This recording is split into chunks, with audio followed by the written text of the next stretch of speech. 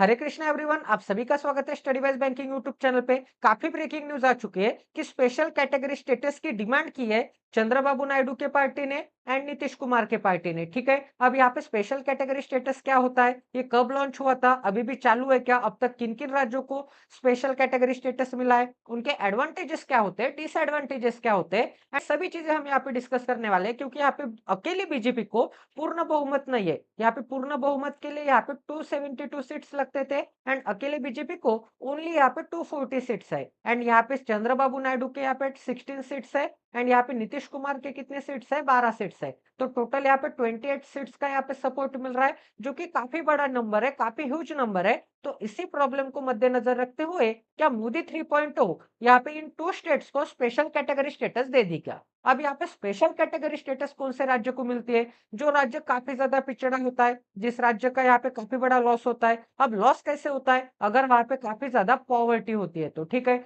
वहां पे इंडस्ट्रियलाइजेशन नहीं होता है, वहां पे एम्पावरमेंट नहीं होती है, वहां पे इंडस्ट्रीज नहीं होती है, वहां पे पर कैपिटा इनकम कम होती है। क्योंकि यहाँ पे बिहार में तो ऐसे बोला जाता है कि 34% लोगों की यहाँ पे आमदनी कितनी है, यहाँ पे 6,000 से भी कम है।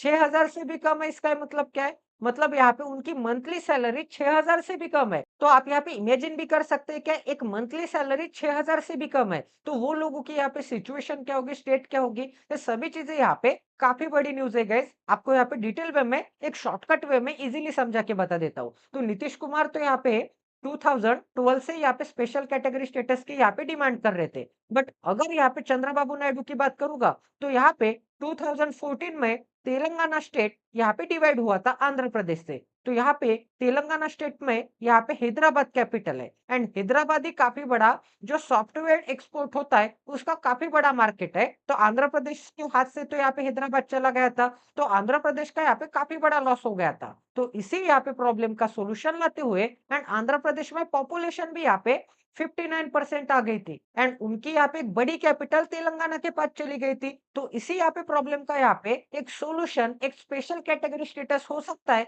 ऐसे चंद्रबाबू नायडू को यहाँ पे लगा था। अब यहाँ पे स्पेशल कैटेगरी स्टेटस की यहाँ पे डिमांड कौन कौन स्टेट कर रहे थे यहाँ पे काफी समय से? एक तो यहाँ पे बिहार कर रहा था, उसके बाद यहाँ पे आंध्र प्रदेश कर रहा था, उसके बाद यहाँ पे उड़ीसा कर रहा था। ठीक है, अब यहाँ पे सेंट्रल गवर्नमेंट ने अब ये स्पेशल कैटेगरी स्टेटस लॉन्च कब हुआ था वो देख लेते हैं। तो स्पेशल कैटेगरी स्टेटस यहाँ पे 1969 में लॉन्च हुआ था। ठीक है, 1969 में इसे लॉन्च किया गया था यहाँ पे फिफ्थ फाइनेंशियल कमीशन में। फिफ्थ फाइनेंशियल कमीशन में लॉन्च किया गया था एंड यहाँ पे 14th फाइनेंशियल कमीशन में 14th फाइनेंशियल कमीशन में इसे डिमोलिश कर दिया था, इसे यहाँ पे बंद कर दिया था। 14th फाइनेंशियल कमीशन कब कंस्टिट्यूट किया था? यहाँ पे 2 जन को यहाँ पे 2013 में प्रेसिडेंट ने यहाँ पे 14th फाइनेंशियल कमीशन कंस्टिट्यूट किया था।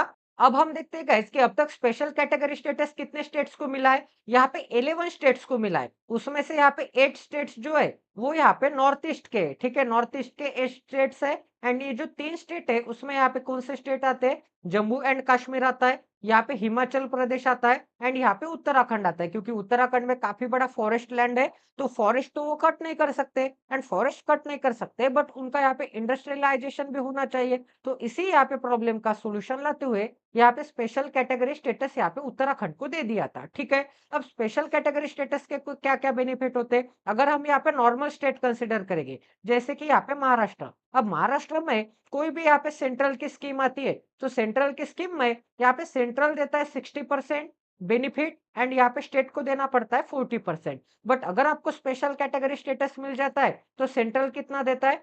सेंट्रल यहाँ पे 90% देता है एंड स्टेट्स को कितना देना पड़ता है? यहाँ पे 10% देना पड़ता है। वैसे भी यहाँ पे सेंट्रल गवर्नमेंट के जो भी यहाँ पे गवर्नमेंट जॉब होते हैं वहां पे भी काफी बड़ा रिजर्वेशन देखने को मिलता है। ठीक है, एंड वैसे भी यहाँ पे टैक्स रिलैक्सेशन देखने को मिलता है। ठीक है, तो यहाँ पे टैक्स रिलैक्सेशन देखने को मिलता है, तो काफी ज्यादा बेनिफिट आते हैं गाइस। एंड अगर कोई यहाँ पे फैक्ट्री सेटअप करना चाहता है गाइस तो फैक्ट्री सेटअप करने के लिए भी यहाँ पे फैक्ट्री को यहाँ पे कम टैक्स देना पड़ेगा गवर्नमेंट को। ठीक है, तो ऐसे यहाँ पे स्टेट में काफी ज्यादा इंडस्ट्री चले जाते हैं क्योंकि वहां पे उनका यहाँ पे टैक्स बच रहा है। तो इसी वजह से स्पेशल कैटेगरी स्टेटस की डिमांड यहाँ पे बिहार कर रहा है, आंध्र प्रदेश कर रहा है। अब बिहार एंड आंध्र प्रदेश का काम तो हो सकता है, उड़ीसा का नहीं हो सकता है। ठीक है, अब आगे देखते गए और हम यहाँ पे क्या डिस्कस कर सकते हैं। अब यहाँ पे इसके एडवांटेजेस तो मैंने आपको बता दिए, अब यहाँ पे इसका डिसएडवांटेजेस क्या होगा। क्योंकि यहाँ पे गवर्नमेंट ने क्या किया था, पहले यहाँ पे सेंट्रल से यहाँ पे स्टेट को 32% यहाँ पे इनकम मिलती थी डेवलपमेंट के लिए। अब यहाँ पे यही रकम बढ़ा के यहाँ पे 42% कर दिए। इसका मतलब अब यहाँ पे पहले से यहाँ पे 42% मिल रही है, तो स्पेशल कैटेगरी स्टेटस का अब यहाँ पे कुछ काम नहीं है, ऐसे भी यहाँ पे मानना है। क्योंकि स्टेटस एक बार दे देंगे ना गाइस, तो उस स्टेट को यहाँ पे आदत लग जाती है एंड काफ़ी अदर स्टेट भी यहाँ पे डिमांड करने लगते हैं, ठीक है? तो इससे अच्छा है कि हम यहाँ पे 32% की राशि यहाँ पे 42% बढ़ा देंगे एंड उसमें आपको यहाँ पे डेवलपमेंट करनी पड़ेगी। ये भी एक काफ़ी अच्छा सॉल्यूशन है इसका। अब यहाँ पे 2014 में क्या हुआ था, 2014 में आंध्र प्रदेश का डिवीजन तेलंगाना एंड आंध्र प्रदेश में हुआ था, ठीक है? तो हैदराबाद कैपिटल चली गई थी। तो अकेले हैदराबाद का ही यहाँ पे सॉफ्टवेयर एक्सपोर्ट कितना था, यहाँ पे 56 करोड़ का था एंड यहाँ पे इन दोनों राज्यों का मिला के कितना था, यहाँ पे 57 यहाँ पे करोड़ था, 57,000 करोड़ था। तो यहाँ पे इसी वजह से अकेले यहाँ पे हैदराबाद तेलंगाना में चली गई, तो आंध्र प्रदेश का काफी बड़ा लॉस हो चुका है एंड यूपीए गवर्नमेंट ने यहाँ पे 2013 में, यहाँ पे 2013 फाइनेंशियल कमीशन में, अब यूपीए गवर्नमेंट को भी पता चल गया था, कांग्रेस को भी पता चल गया था, हमारी सरकार तो आने ही नहीं वाली है, ठीक है? तो 2013 में जाते जाते उन्होंने क्या कर दिया, तो प्रॉमिस दे दिया आंध्र प्रदेश की गवर्नमेंट को कि हम आपको एक स्पेशल कैटेगरी स्टेटस दे देंगे। तो यहाँ पे ये भी चीज आंध्र प्रदेश के लोगों में, उनके सीएम में यहाँ पे खटक रही है, ठीक है? एंड 2014 से यहाँ पे 2019 तक चंद्रबाबू नायडू क्या थे, यहाँ पे सीएम थे, तो उन्होंने भी यहाँ पे एनडीए गवर्नमेंट से स्पेशल कैटेगरी स्टेटस लेने की काफी बड़ी मांग की थी एंड नीति आयोग ने भी गाइस 2015 से लेके 2020 तक आंध्र प्रदेश गवर्नमेंट को 22,000 करोड़ दिए, बट आंध्र प्रदेश की डिमांड ये है कि उनको यहाँ पे 66,000 करोड़ चाहिए एंड आंध्र प्रदेश का पहले कितना टैक्स था गाइस, आंध्र प्रदेश के ऊपर पहले टैक्स था 97,000 करोड़, अब वो हो चुका है यहाँ पे 3.5 लाख करोड़, ठीक है? 3.5 लाख करोड़ हो चुका है, जो कि एक काफी बड़ा नंबर है। तो इसी वजह से आंध्र प्रदेश भी काफी कर्ज में है, तो इसी प्रॉब्लम का यहाँ पे सॉल्यूशन उनको लग रहा है कि उनको भी यहाँ पे स्पेशल कैटेगरी स्टेटस मिलना चाहिए। एंड आपको क्या लगता है गाइस कि आंध्र प्रदेश एंड बिहार को स्पेशल कैटेगरी स्टेटस मिलना चाहता क्या? क्योंकि यहाँ पे बिहार से भी झारखंड यहाँ पे सेपरेट हो चुका था एंड नेचुरल रिसोर्सेज सबसे ज्यादा जंगल एरिया समझो, यहाँ पे मेटल्स समझो, यहाँ पे केमिकल समझो, ये झारखंड में बहुत ज्यादा है एंड बिहार में करप्शन भी एक काफी बड़ी समस्या है एंड बिहार को यहाँ पे पुअरेस्ट स्टेट का भी दर्जा मिल चुका है। तो यहाँ पे आपको क्या लगता है कि स्पेशल कैटेगरी स्टेटस मिलना चाहता? अगर आप मुझसे पूछोगे तो मेरे ख्याल से नहीं मिलना चाहिए, क्योंकि अगर आप एक चीज कोई एक स्टेट को एक बार दे दोगे तो उसे बार बार देना पड़ेगा, क्योंकि यहाँ पे वोट बैंक के ऊपर यहाँ पे काफी बड़ा इफेक्ट होता है एंड यहाँ पे मोदी गवर्नमेंट ने 32% का 42% बढ़ाई दिया है स्टेट्स को यहाँ पे पैसे देने का।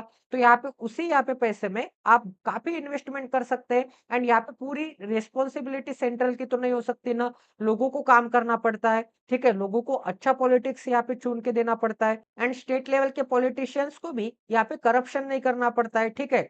सेंट्रल से तो आप यहाँ पे स्पेशल कैटेगरी स्टेटस ले लोगे, बट वहां पे अगर आप करप्शन करोगे तो कोई भी मतलब नहीं है। तो यहाँ पे प्लीज आपको यहाँ पे एक ही चीज कहना चाहता हूँ, ईच एंड एवरी पॉलिटिशियन को हार्ड वर्क करना चाहिए अपना स्टेट ऊपर लेके जाने के लिए। अब हम तो यहाँ पे छत्रपति शिवाजी महाराज के काफी बड़े भक्त हैं, तो हम तो उनको यहाँ पे रोल मॉडल मान के मेहनत करते हैं। तो ऐसे ही आपको यहाँ पे अपने स्टेट के लिए, हम अपने महाराष्ट्र के लिए काम करते हैं एंड गर्व से काम करते हैं। हम मराठी वाले लोग हैं गाइस एंड हम यहाँ पे काफी प्राउड फील करते हैं। तो आपको भी ऐसे स्टेट के लिए काम करना पड़ेगा, हार्ड वर्क करना पड़ेगा। तो ये तो यहाँ पे मोदी गवर्नमेंट नहीं मान सकती गाइस, क्योंकि ये इम्पॉसिबल चीज है, क्योंकि मोदी गवर्नमेंट के सामने ऐसे चिल्लर चीजें अभी यहाँ पे काम नहीं करेगी। उनको काफी बड़े यहाँ पे डिसीजंस लेने हैं, ठीक है? वो यहाँ पे इंडस्ट्री लगाने में मदद करेगी, वो यहाँ पे फंड ज्यादा देगी, बट स्पेशल कैटेगरी स्टेटस फिर से यहाँ पे ला सकते हैं क्या, ये मुझे चीज नहीं लग रही है। बट कुछ भी हो सकता है, पॉलिटिक्स है, क्योंकि ये यहाँ पे इनके 28 सीट्स भी काफी इंपॉर्टेंट है, तो कुछ भी हो सकता है गैस। तो आपकी क्या राय है, आपको कमेंट सेक्शन में बताना है।